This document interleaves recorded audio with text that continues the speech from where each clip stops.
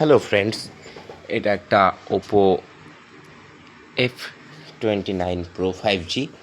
ফোনটা quad curve. তো এই ফোনগুলোর যেটা একটা মূল সমস্যা, অনেক টেকনিশিয়ান ভাই বলছে যে এগুলো লাগাতে গিয়ে নষ্ট হয়ে যাচ্ছে বা অনেক সমস্যা হচ্ছে, তার জন্য ভিডিওটা বানানো। এটার যেটা মূল সমস্যা, এটা ক্লিনিং।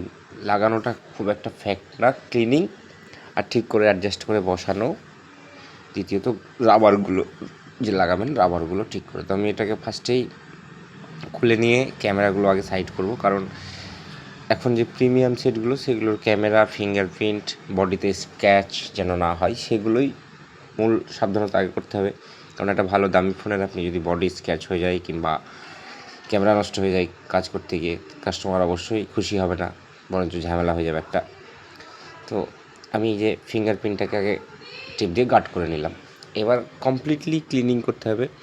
আর মনে রাখবেন, যখন এলসিডিটা ভাঙা তখন আমার এলসিডি বাঁচানোর দরকার নেই। এলসিডি খুলতে গিয়েও সমস্যা হলেও অসুবিধা নেই, কিন্তু যেন আমার বডির না কোনো রকম স্ক্র্যাচ হয়। এলসিডি তো বাদ ফেলে দিতে হবে, তাই এলসিডি স্ক্র্যাচ হলেও যায় আসে না, তো বডিতে যেন একটু স্ক্র্যাচ না হয়, খুব সাবধানে করতে হবে। আর এটার যে আঠাগুলো যেগুলো আছে সেইগুলো একদম নিখুঁতভাবে, খুব একটু সময় নিয়ে, সময় বেশি লাগুক সমস্যা নেই, আপনি আধ ঘন্টা সময় লাগান, যেখানে অন্য ডিসপ্লে লাগাতে 10 মিনিট লাগে, এটাতে আপনি আধ ঘন্টা লাগান, কোনো সমস্যা নেই। কিন্তু খুব সাবধানে ভালো করে থিনার দিয়ে হোক, গ্লু ক্লিনার দিয়ে হোক, যেভাবে পারবেন আপনার মতো করে আপনি, গ্লু যেন এতটুকু উঁচু নিচু হয়ে না থাকে, কারণ এই কোয়াড কার্ভ ডিসপ্লেগুলো কার্ভ ডিসপ্লের থেকে বেশি লাজুক। কারণ এগুলোতে নিচে যদি একটু উঁচু হয়ে থাকে আর আপনি যদি রাবার ব্যান্ড দিয়ে টাইট করেন, ওখান থেকে হয় ব্লু লাইন হয়ে যাবে, আর না হলে ক্র্যাক হয়ে যাবে, কোনো না কোনো একটা সমস্যা হবে, এলসিডিটা নষ্ট হয়ে যাবে। আর এগুলো লাগানোর পূর্বে, মানে আঠা পেস্টিং করার পূর্বে যেভাবে পারবেন 2বার 3বার আপনার ইচ্ছা মতো আপনি চেক করে, ফিঙ্গারপ্রিন্ট সহ চেক করে তারপরে লাগাবেন। কারণ হচ্ছে ফিঙ্গারপ্রিন্টে কোনো ডিস্টার্ব হয়ে গেলে কাস্টমারের ফোনটা আপনার কাছ থেকে নেবে না, কিংবা বিল দিতে ঝামেলা পাকাবে। তাই এগুলো আপনি পেস্টিং করার আগে 2বার 3বার যেভাবে পারেন চেক করে খুব সাবধানতার সহিত লাগাবেন। তো এটার যেটা বললাম মেন প্রবলেম, ক্লিনিংটা খুব সুন্দর করে করতে হবে। যেমন এটাতে আছাড় মারা, দেখুন কোনাটা ব্যান্ড, কোনাটা আমাকে আগে রাউন্ডটা সমান করে নিতে হবে, কিংবা কোনো দিকে বাঁকাটারা হয়ে থাকলে, হাড্ডিতে যদি কোনো রকম প্লাস্টিক ফ্রেম যেখানে হয়তো আঘাত লেগেছে কিংবা যেখান থেকে এলসিডিটা ভেঙেছে সেই জায়গাটা একটু বাঁকা হতে পারে, কি টেরা হয়ে যেতে পারে, সেক্ষেত্রে সেগুলোকে একদম সুন্দর পরিষ্কার করে ক্লিন করতে হবে। ভিডিওটা একটু বড় হলো, কিন্তু আমার জুনিয়র টেকনিশিয়ান ভাইদের সুবিধার্থে বানালাম। এটাই ক্লিনিংটাই মেন। তো দেখুন আমি এটাকে অনেকক্ষণ ধরে ক্লিন করার পরে এতটুকু কোনো ডাস্ট বা কোনো আঠা কোনো কিছুই রাখিনি। তারপরে যদি আপনার কাছে গ্যাস কিট থাকে তো ভালো, যদি গ্যাস কিট না থাকে তাহলে মোটা যে বিটটার উপরে ডবল টেপ লাগাবেন, আর সাইডে যে রিং, একদম সাইড দিয়ে, সব লাস্টে যে সাইড দিয়ে সাদা আঠা ব্যবহার করবেন, খুব বেশি না, একদম সামান্য পরিমাণে। আর ডবল টেপটা থাকলে ওটাই যথেষ্ট। যে দেখুন আমি একটা গার্ডার লাগিয়ে এখনও কিন্তু স্টিকার তুলিনি, ফিঙ্গারপ্রিন্ট কমপ্লিট চেক করছি।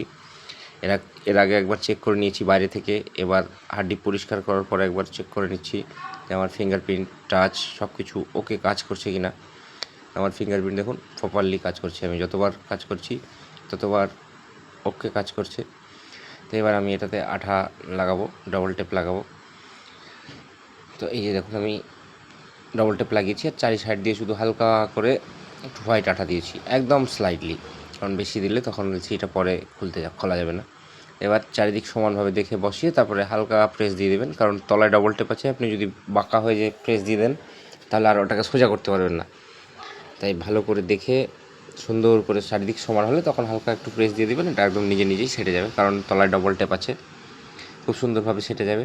তারপরে যা যেখান থেকে সব লাগানোর প্রয়োজন, যেখান থেকে যা খুলেছেন সব সুন্দরভাবে করে দেবেন। দেখুন আমি এখানে ক্যামেরা ঢেকে রেখেছিলাম, ফ্রন্ট ক্যামেরা খুলে রেখেছিলাম, বাকি সেন্সার ঢেকে কাজ করেছিলাম, আবার সেন্সারটাকে করে দিয়েছি। এবার আমার স্ক্রুগুলো লাগিয়ে নেওয়ার বাড়ি।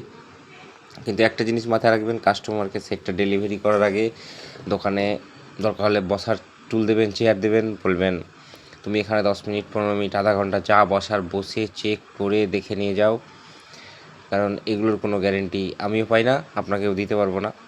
একদম পরিষ্কারভাবে কথা বলে তারপরে কাজ করবেন, নাহলে এগুলোতে বাস ছোটোখাটো হয় না, বড় বাস হয়। আমি এখন কমপ্লিট আমার সেটটাকে ফিটিং করেছি। কাস্টমারের হাতে দেওয়ার আগে অবশ্যই বারবার বলে চেক করে তারপরে কাস্টমারকে দেবো। তো আমার দেখুন সেট, ফিঙ্গারপ্রিন্ট, ক্যামেরা যেগুলো আমি খুলেছিলাম সব চেক করে নিলাম, কারণ ক্যামেরাটা আমি খুলেছিলাম, প্রবলেম হতেই পারে। তো আমার সব চেক করার পরে এবার আমি সেটটাকে রাবার লাগাবো। রাবারটা খুব প্রেস দিয়ে বা খুব টাইট করে লাগাবেন না, নাহলে এলসিডিটা লাইনিং হয়ে যেতে পারে। হালকাভাবে করে করবেন। তো আমার ব্রাইটনেস কমাবার, দেখুন আমার সেটটা ফুল কমপ্লিট। কিন্তু বারবার রিকোয়েস্ট, কাস্টমারকে বলে 10 মিনিট বসিয়ে দোকান থেকে দেখিয়ে ঝামেলা একবারে মিটিয়ে বিদায় করবেন। বারবার বলে দেবেন যে কোনো রকম গ্যারেন্টি ওয়ারেন্টি হয় না। তো আমার সেটটা এখন কমপ্লিট। ভিডিওটা দেখার জন্য ধন্যবাদ।